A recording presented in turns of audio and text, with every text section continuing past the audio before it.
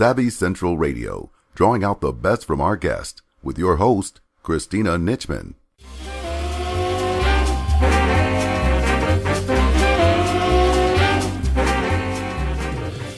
Join our mailing list today by texting Savvy Radio to find out about upcoming guests and events and receive a free gift, how podcasting can help increase sales and influence in your business. Hello, everyone, and welcome to Savvy Central Radio.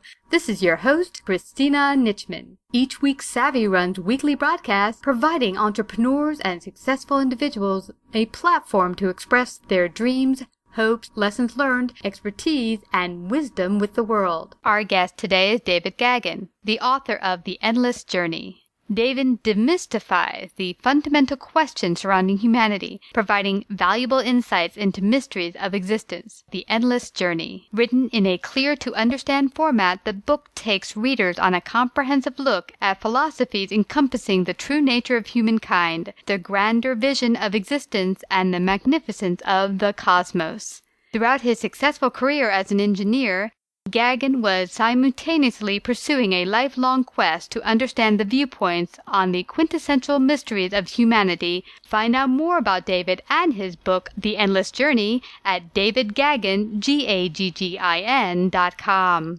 Hi, David. Welcome to Savvy Central Radio. How are you? Very good, Christina. Nice to be here. I'm very happy to have you out here. You have a very interesting, extensive background in mathematics and engineering. What inspired you to create your newest book, The Endless Journey, a unique perspective on mankind's origin, purpose, and ultimate destiny? What a title. Amazing. How did this all come about for you? Well, I started out as an engineer, electrical engineer, working for Boeing and designing flight control systems. And then I went off and 9 years running government laboratories for the R&D laboratories for the U.S. Army and NASA. And then I went off and I built a business that created a business that did microwave components, front ends for radars, and so on and so forth. And I spent about 42 years doing that. But all my life, my real interest was, why am I here? And what's the world all about? Is there a God? Trying to figure out the basic answers to life. So I was always doing that. I was always doing it in all my spare time. I did that. And it's amazing what I found. And I found answers that, one, I didn't think I was going to find. And then I applied them, especially in the last part of my career when I was creating a business. And they helped me so much with my business, my world, who I am, that I thought, I needed to share these with people. So that's basically what I did. I retired. I had to retire to write the book. Mm. The business world is all consuming, and especially when you're running a business, you're the CEO, chairman of the board, and you got this $1 billion business that's going. It just totally consumes you. So for me, I had to get away. I had to get away from it for 6 months before I could even put the first word on the paper. Mm-hmm. But that's why I did it. That's why I retired, and it's basically my way of giving back. It's what I found. It helped me. I'm confident that it will help many, many people, and it already has helped a lot. So that was really what it was. I like that you're bringing that up, because a good portion of our listeners, as I said prior to the interview, are business owners, a lot of them small business owners, really trying to get their business growing, making money, being self-sustaining, or just breaking to the next level. And I think often we talked about this, how spirit and spirituality and your own paying attention to the spiritual world inside of you gets lost as you get all consuming into business. Yeah. And how important it is to have that aspect be part of your life. How important do you think is it to encompass that in your life and in your business? I think it's a huge help. Mm-hmm. I think if you know the answers to how you're supposed to act, it makes making decisions extremely easy when compared to just sitting here having no idea what to do and just guessing. But if you know what the world's about, you know what you're about, it's an awful lot easier to make the tough decisions in life than to just wing it. And I found that it was much easier to build the business, because by that time, the last 15 years of my career, I was beginning to get an idea of what was going on and what to do. And I found that always the right thing to do is if you do what you don't want, but you know is right. And if you do that, it always works out. Works out in the business world, works out in the personal world. And it's just a huge help in making decisions. Also, when problems fall on you and you have these little disasters and you realize that you really created these disasters. These are, it's not fate that's giving you these problems. It's things that you need to understand and learn from. These experiences aren't random. They're specifically aimed at us. We create this world that we're in. And when that happens, it's just a lot easier to accept the problems, deal with them, and move on. And you soon find that the problem goes away and you get another one. But you live in the present. You don't rue the past and you don't fear the future. You just deal with it today. And it's a lot easier to do, I think, if you have your feet on the ground spiritually. Yeah. Yeah. And what's cool and what I loved about your book is we talked about before the interview is really encompassing both your scientific background, but bringing spirit into it as well and saying that, they don't have to be two separate roads. They can both converge to give you a deeper understanding of life, the universe, and why we're here. What is our purpose for even being here? Yeah. In time, philosophy, religion, and science has to tell the same answer. There's only one truth on any given subject. And you can look at it from different perspectives, but they have to agree. And what people overlook today, because the technical world is so successful as far as coming up with all these neat little products that we love and are using right now as you and I speak, it's that the science is really in its infancy. It's just getting started, and we give it a lot more credit than it really should have. And in 100 years or 1,000 years or 1,000,000 years, that you're not even going to be able to recognize the science that is being told to us today as truth. Science has about an 18-month half-life. So what we think is true today, they're going to tell us, no, maybe that's not quite the way it is tomorrow. And that's okay. They're working at it. They're making it happen, but they haven't found the soul yet. And they're not looking. Now, pieces of science have found it. Yeah. And it's fascinating to see that. But mainstream science hasn't owned up to it yet. And they will. In time, it's all going to come together. Just going to take a while. Yeah, yeah. In fact, even religions who say that we have the one and only way to look at things, often if you look at one religion, say 100 years ago, it doesn't even look like what we're doing today. So even that changes. I think humankind, and I was even talking to my friend recently about etymology and words, because we have words that are interchangeable that we now use in present day conversation that 100 years ago would be used totally differently. One word in particular, adorable. We say that cat is so adorable. Well, my boyfriend who loves etymology says, that really means that you're worshiping it because, you find it adorable. You're adorizing it. We constantly evolve language, and we use words today in a way that we didn't use it 100 years ago, 200 years ago, 500 years ago. Yeah, no question about it. And which makes it harder to read some of the old texts to understand what they're really talking about. But you're absolutely right. And if you go back to the origin of religion, which you can do, you can go back and read the Upanishads, which are the original writings of the Hinduism, really long before. Well, I don't know if before the Vedas, but they were certainly aimed at religion, where the Vedas were really not. They tell a very different story than what you get from Hinduism today. And if you go back and look at what Buddha said and what Jesus said, there wasn't much difference between what they said. How it's been translated, it's a whole different ballgame. Yeah. So we were talking about that too, in how politics and culture really play a part in both religion, spirituality, and science. It really kind of helps evolve it. And we're hoping, or at least I'm hoping in the future, that we can really kind of drop all of that and, as you say, kind of bring philosophy, science, and spirituality all together and have one deeper understanding of humankind that continues to grow, not just stay stagnant, because I think it's ever evolving. It's not like we reach a place and we just get everything. Exactly. Yeah. Yeah. You know what I also like that you mentioned, David, that I got from your message earlier, that we create the life we live. And so, essence, what I love about your message is it's really saying it's responsibility, self-responsibility about the creation of your own life and how things are happening in your own life. You're right. We are who we are and where we are because of the decisions that we've made. But who we become and where we go are decisions not yet made.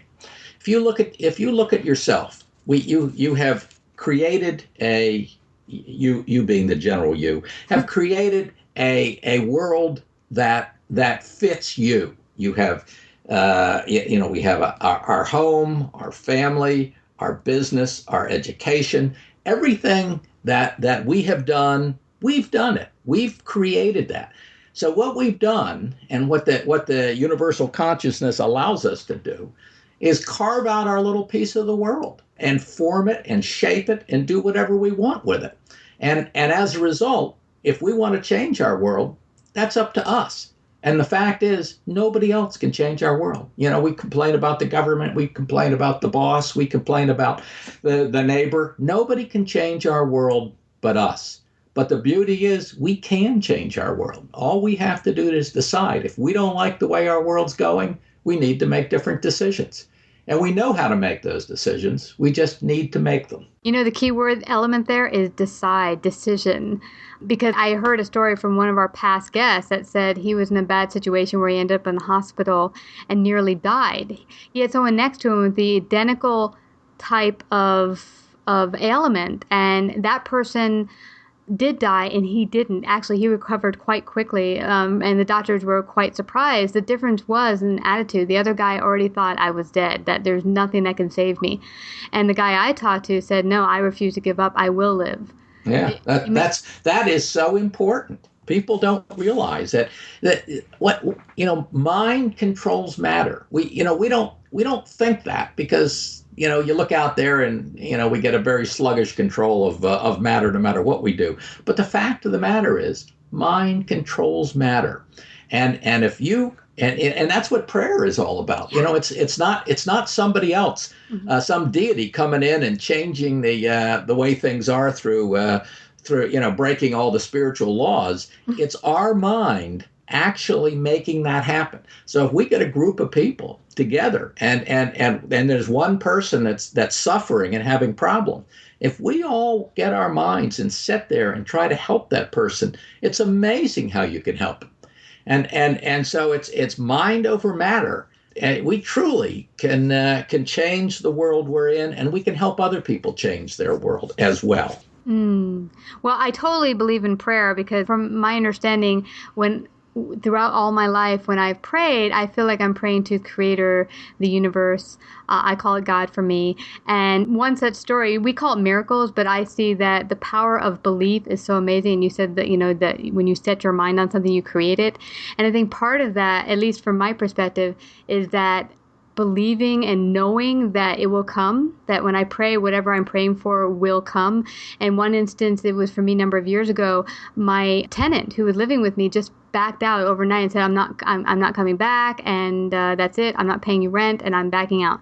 And rent was due the following week. Well, as I'm sitting here bemoaning to myself, and I actually started to pray, God, what can I possibly do? How am I ever going to find a roommate by tomorrow? Or by next week? Actually, the phone rang, and this is totally baffled me. The phone rang, and it was a friend of a friend of a friend who said, do you need a roommate? I heard you were looking for a roommate. And the spooky thing was, I didn't tell anyone I was looking for a roommate. So how my friend of a friend told someone that I needed a roommate, it was amazing. Yeah. Right. Strange the way the world works. Yeah. But our mind is incredibly powerful, far more so than we think and give it credit for. If we use it, and we use it in a positive way, it has amazing effects. Wow. Well, so there's a multitude of subjects that you cover in your book, from reincarnation to near-death experiences to past lives and aliens and science. So many multiple different perspectives, from scientific to the spiritual perspective. Who do you think will most gain from reading this? I mean, do you think it'll hit every single person? What was your hope when you wrote it? Well, obviously seekers, the people that are seekers, they'll get an awful lot out of it because they've already opened their mind to it. But I think anybody who's got an open mind and is willing to look at the world differently than maybe they've been taught is going to do well. I think one of my big hopes, and I've been really pleased with some of the feedback, is that people that are living frustrated lives are seeing themselves differently. They're seeing that they have a purpose in life and how they fit in. There's this one woman that sent me a note that said after she read the book, she'd been living with anxiety and depression all her life, and she said once she read the book and was able to understand how she fit in, that went away, and she was able to deal with her problems in life much more easily. So I think it's just anybody who's willing to look and see the world a little bit differently. And that's what I've tried to do. I've tried to put things in the book, and there's a lot in it. I agree with that. Mm-hmm. What I've tried to do is I've tried to have enough reference material in it so that if there's any given area that somebody is particularly interested in, there's plenty of places to go and look further into that area, and you can really get a good understanding of that particular area. You can't bestow wisdom on people. Yeah. And you have to go get it yourself. We're all on this journey, and it's a self-directed journey. And as such, you have to go get it. And I'm hoping this book helps people to go get what they need when they need it. I love that, what you just said right there, because I think, and this is something I think I see in our culture a lot. I've done it. I'm sure a lot of other people listening in might have done it. Whereas you'll have a problem in your life and you'll look for that one thing, solution, book, person, whatever, that can make it all go away. And sometimes it's not that clear cut. It's not like you can just buy a book and have all the answers and bam, you've got amazing wisdom up to here for whatever, and you'll never have a problem again. It's like the beginning stages. It should whet your appetite to go that much deeper. Because let me tell you, David, I've read some things that were fascinating and made my interest peak, but it wasn't until I started to go out there and start applying some of the knowledge that I read and looking to see how it fit in life that experientially it started to make more sense and really come into my own with the information. Right. You have to feel it. It has to, as I said, I spent some 40 years trying to do this, and reincarnation was a good example. I was brought up an Episcopalian. I obviously was scientific and engineering, so I was biased big time against reincarnation. And I started reading it. I think one of the first things that really jolted me was Brian Weiss's Many Lives, Many Masters. I don't know if you read that book, but it's about hypnotic regression. And it's a fascinating book. He wrote it probably 30 years ago.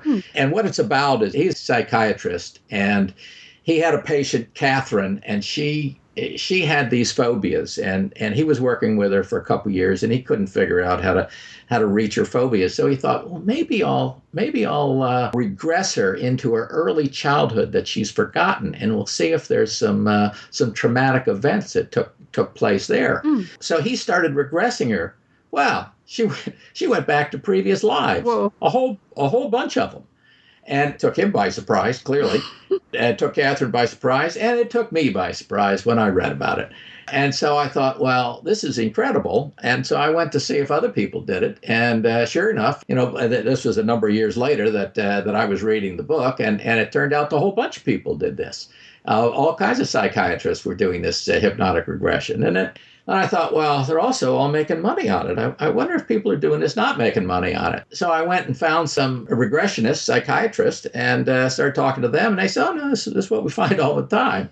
So that really got me thinking. But then I looked at many other things too. I looked at Ian Stevenson's where biology and reincarnation come together. And anyway, there's a lot of different ways that you can look at it. But it took me a good decade before I was finally convinced myself that there's simply no other plausible explanation. This is the way it's got to work.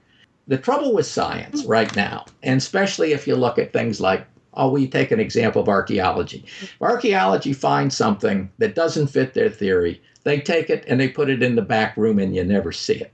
And there's a lot of stuff in the back room. When you're trying to figure out the answers to life, you can't put anything in the back room. You got to put it all on the table, and then you got to say, what's the most plausible answer? What theory would cover it all? And once you start doing that, that's when things start coming together for you. And that's what I had to do with reincarnation. And reincarnation was interesting because it opened a whole new world for me. Once I was able to buy into that and realize that that's the only plausible answer, then all kinds of other stuff that I had read started to make sense. And it was an interesting journey. But just like you say, you got to find this for yourself. Somebody can't tell you. They'll tell you the answer, but you won't internalize it. You won't believe it until you get more experiences and see how it fits into your psyche. Yeah. I had heard someone say to me recently that, someone could read a book to you on how to ride a bike or how to swim or even tell you minute details on how you go about doing those things. But there's no way to actually teach someone in that manner, even by books or otherwise. They really have to experience it. It's something that you become aware of, and bam, I can float, I can swim, I can, they can show you the techniques of it, but it's still, you have to get it inside of you. And that's really what the cosmos is all about. It's giving us experiences, because we're eternal spirits. Mm-hmm. But our life isn't here. Our real home is in the spiritual world. We're on what I would call a business trip. We come down here for X number of years, and our purpose is to experience and to learn. And when we're done, we die, and death is a big nothing. It's just going back to the spiritual world. Dying can be painful, but death is a big nothing because you're just leaving. And we're here to experience, because that's how you learn. And what we're trying to experience, we're all looking for truth, but the truth that we're looking for is emotional wisdom, because it's so hard to get in the spiritual world, because you don't have hate, you don't have vengeance, you don't have all of these other things that you have to deal with here. So if you want to understand the emotional wisdom, you've got to come to a place like the earth, and where better, because all we live is emotional ups and downs, right? So the world is really set up just for experiences. And that's why experiences are so important to us. Yeah, because I think if I'm understanding this correctly, if we're in spirit, we can experientially feel and not only have emotions, but nothing can be expressed. We can know it conceptually, but we can't experience it. You can experience certain things in the spiritual world, but you can't experience things like fear and hate, vengeance and spite. There's a whole bunch of things you can't experience. And so you can't really internalize them. But you can experience love, for example. You can experience other positive things in the spiritual world, and you can understand them. But you can't experience them. One of the biggest things here is the lack of it.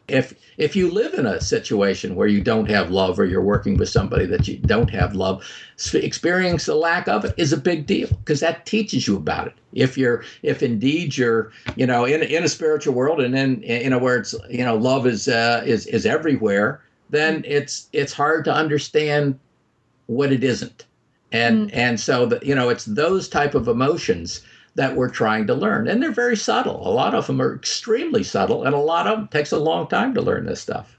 Yeah, most definitely. I mean, from envy, we had someone on just a couple weeks back talking about envy, and actually the unique tool that envy can be in your life, that it doesn't have to be looked at as something evil and bad, that it actually can be used as a tool to learn about why am I feeling this? What is this for? Right. No question about it. Those are very valid things that we're here to learn. And if we recognize the fact that this is these are things that we're here to learn, and we just deal with it and move on and not worry so much about it, and know that whatever experience or whatever we're feeling, it too will pass. It's something that we're learning. We need to learn it. We need to understand it, but it doesn't need to consume us.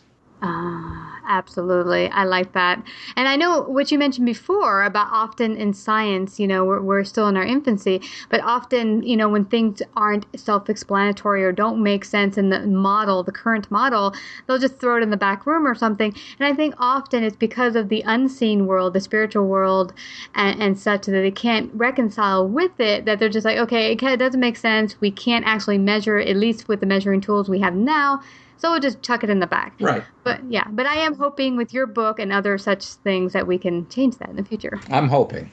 Yeah. Step in the right direction, I'm hoping. Yeah. So from your understanding and from all the experiences you've had in creating this book, what would you say is the number one challenge facing mankind today on the planet, and what would be your solution? Well, clearly the problem is selfishness.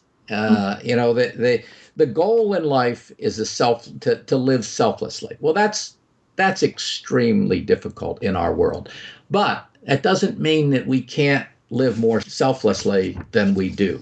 And everything you look at out there is caused by selfishness. I mean, is there anything more selfish than terrorists that will blow up and kill hundreds of people so that they can have access to 50 virgins? I mean, it's the most selfish thing you could possibly imagine.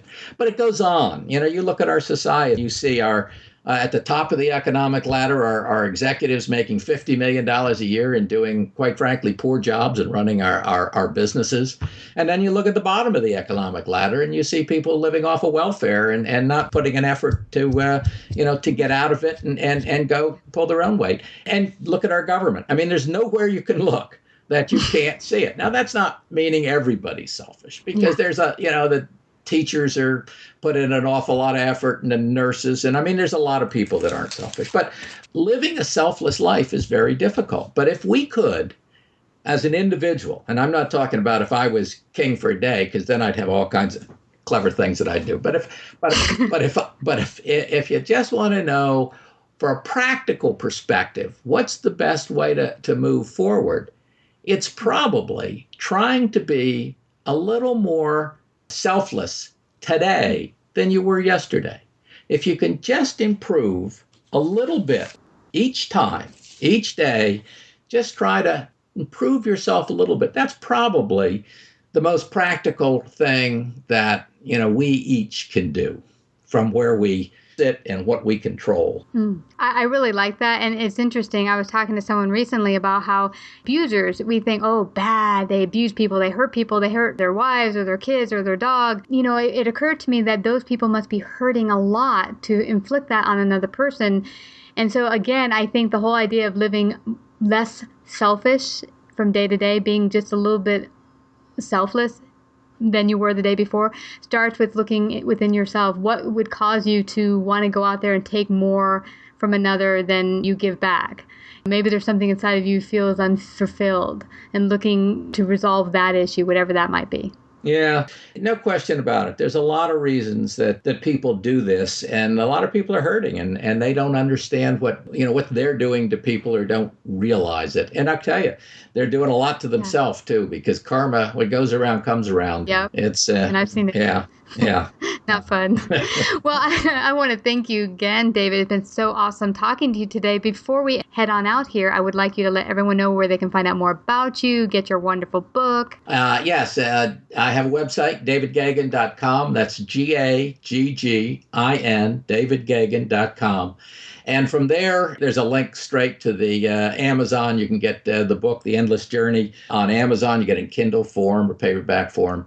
And also, you can get in touch with me there. There's a direct link to my email. And I'd love to hear from anybody about the subject, or who has read it, or has any comments or thoughts I always enjoy getting emails through there. So anybody that would be willing to do that, I'd love it. Yay. Well, thank you so much, David. Are there any final words you'd like to leave with our audience before we leave? Well, I think just if people can recognize that this incredible cosmos was created for them, and they need to realize that, that's a big deal, creating a cosmos, but they did it for us, and they did it for us because we are that important. And we all have an awful lot more value than what we give ourselves credit for. And if we could see that in ourselves, I think it would really help us as we moved on. I love that. That message gives us a sense of don't have to be a victim. We can co-create an awesome world together. I want to thank you again, David, for coming to Savvy Central Radio and sharing your wisdom and gifts. Thank you, Christina, for having me. Join our mailing list today by texting Savvy Radio to find out about upcoming guests and events and receive a free gift, how podcasting can help increase sales and influence in your business. Savvy Central Radio is home to over 100,000 listeners per month globally and runs in syndication on 8 AM and FM platforms, including iHeartRadio and 6 podcasting platforms. To find out more about our paid sponsorship opportunities or to become a guest and find out how we can help you get your message out to the world, call 718 area code 713-2289 or email at savvycentralradio@gmail.com.